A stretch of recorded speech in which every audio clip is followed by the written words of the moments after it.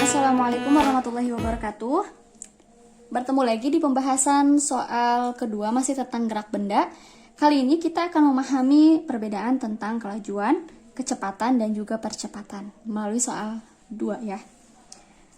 Nah, di sini sudah disediakan soal sebuah mobil bergerak dari titik A ke B lalu ke C ya. Di mana seluruh perjalanannya ini ditempuh dalam waktu 50 sekon ya. Di sini kita lihat dalam waktu 50 sekon. Nah, sebelumnya kita ulangi dulu yang pertama ya, yang kemarin yang soal 1. Pembahasan yang soal 1 masih sama. Untuk yang di sini kita akan mencari terlebih dahulu posisi atau kedudukan mobil.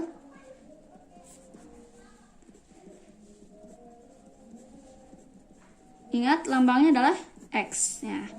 Untuk X di posisi A yaitu XA berarti 0, satuannya adalah meter yang sekarang kita pakai. XB adalah 500 meter dan untuk XC adalah 300 meter ya.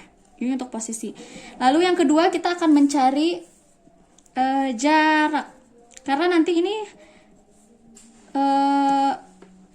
kita akan gunakan jarak ini di rumus kelajuan ya. Jarak atau S, masih ingat caranya? Jarak yang ditempuh oleh mobil adalah, ingat panjang lintasan A ke B, nanti baru ditambah panjang lintasan dari B ke C.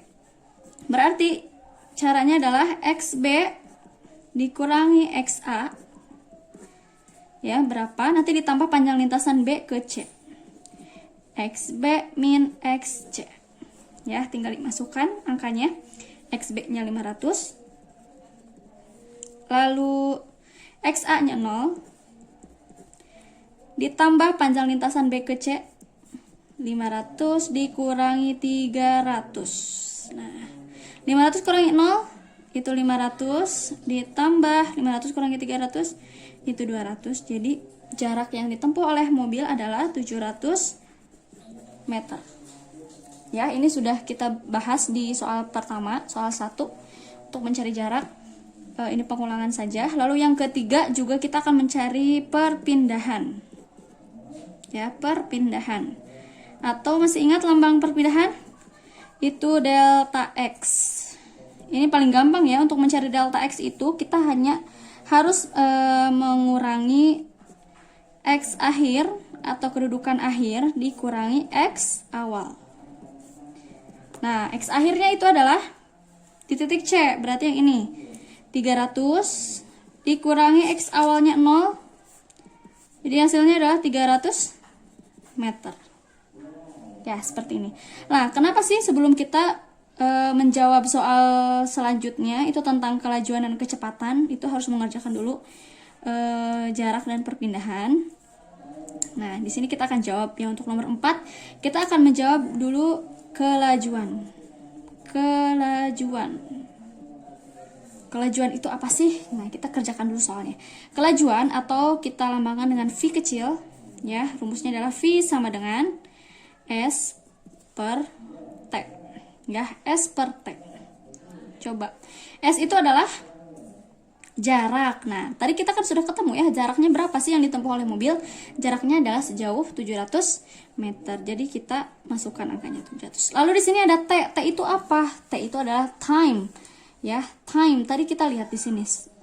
Time itu waktu. Seluruh perjalanan ditempuh dalam waktu 50 sekon. Jadi kita masukkan 50. Nah, biar gampang. Kita coret nolnya. 70 dibagi 5. Iya, betul, 14 ya. Nah, untuk satuannya gini, untuk menentukan satuan biar kalian tidak keliru, ya di sini kan ada S. S itu jarak. Nah, jarak itu satuannya meter yang kita pakai tadi kan. Meter per T. T-nya itu satuannya apa tadi? Sekon. Ya udah, meter per second. Jadi jawabannya adalah 14 meter per second untuk kelajuannya. Nah, sekarang untuk nomor 5. Nomor 5 itu adalah kecepatan. Kecepatan lambangnya juga sama V atau dari kata velocity ya, velocity. Rumusnya tidak jauh berbeda, hanya saja di sini yang kita gunakan bukan jarak ya, tapi delta X. Delta X. Nah, delta X itu apa? Delta X itu adalah perpindahan. Delta X per delta T boleh ya, atau kalau karena di soalnya di sini tidak ada, oh delta itu udah selisih ya. Selisih waktu. Karena di soalnya tidak ada selisih waktunya, tidak ada waktu akhir atau waktu awal, ya kita langsung tulis saja nanti 50 sekon. Coba kita masukkan delta X-nya karena sudah ketemu di nomor 3, jadi kita langsung saja masukkan 300. T-nya tadi 50 ya. Kita coret nolnya. Jadi 30 dibagi 5 adalah berapa? 6, betul. Satuannya masih sama, meter per second. Nah, seperti itu. Jadi dari sini kita bisa tahu nih perbedaan antara kelajuan dengan kecepatan. Kalau kelajuan, rumus yang kita pakai adalah V sama dengan S per T atau jarak per waktu. Sedangkan kecepatan itu menggunakan delta X per delta T atau perpindahan. Ya. Jadi kalau misalkan kalian ditanya apa sih kelajuan itu, kita bisa menjawabnya dari rumus ini. Kelajuan adalah, nah V adalah, kelajuan adalah jarak yang ditempuh dalam waktu tertentu. Sedangkan kecepatan, V ya, kecepatan adalah perpindahan atau delta X, perpindahan yang ditempuh selama selisih waktu tertentu atau selama waktu tertentu. Ya, seperti itu. Nah, sekarang lanjut. Di yang nomor terakhir, di nomor 6 ya. Itu ditanyakan tentang percepatan. Lambangnya adalah A. Itu dari kata akselerasi, acceleration. Ya, acceleration. Nah, di sini untuk yang percepatan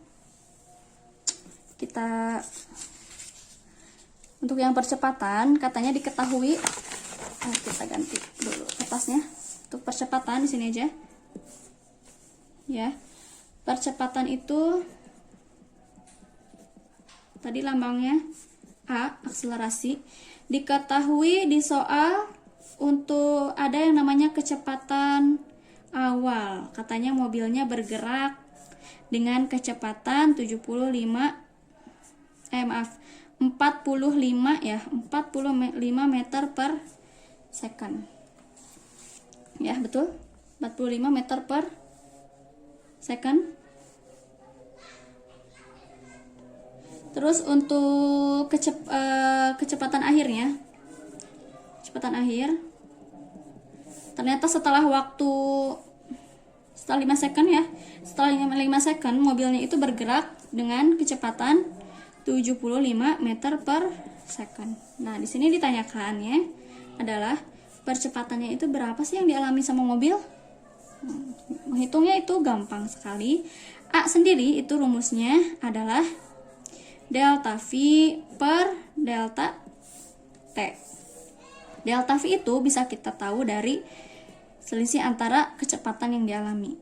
V akhir dikurangi V awal. Ya. Per selisih waktunya berapa? T akhir dikurangi T awal. Nah, seperti itu.